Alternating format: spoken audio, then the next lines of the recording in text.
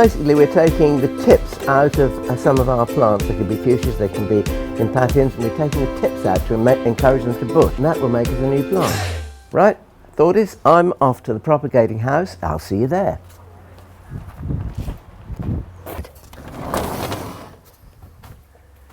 Well, here we are in the propagating house, which is nothing if it isn't hot and humid.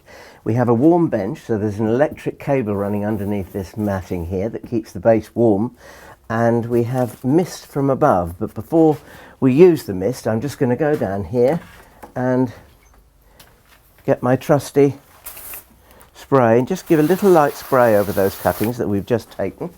It just helps moisten them up. And then they sit here with the mist on at regular intervals so the foliage doesn't dry out.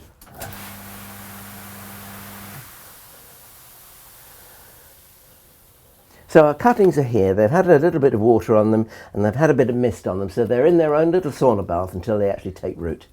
Now here are a tray of cuttings that I did 2 weeks ago, and they're somewhat etiolated. That means they've got drawn up a little bit because they were in the shade.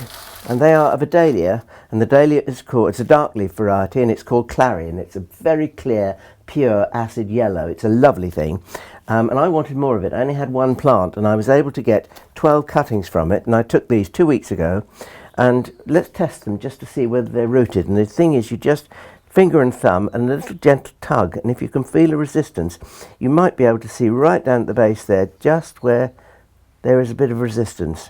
So that cutting is just taking root. So within about another week, week and a half, I can take them off here and grow them in an ordinary greenhouse, so they're not got all this heat around them, for about another week, and then I can pot them up and they'll be ready for planting out about a month later. In actual fact, if we're patient enough, we might even get the mist to come on. But then again, we might not.